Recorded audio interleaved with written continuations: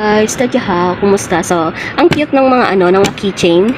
That one is churro or yung pork, and this one is the dumplings. I'm going to try the dumplings. Ay.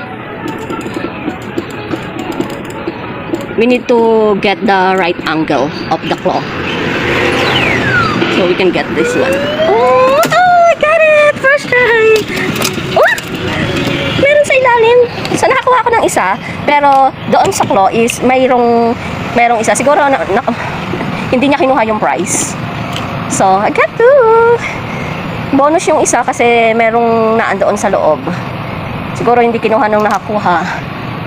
Not interested. Tingnan ko dito kung may price. Naghanap ng price eh. Baka sakaling swerte, meron pang isa.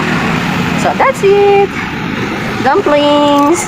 Meron na akong dumpling keychain. Bye. Thank you for watching. Until next time.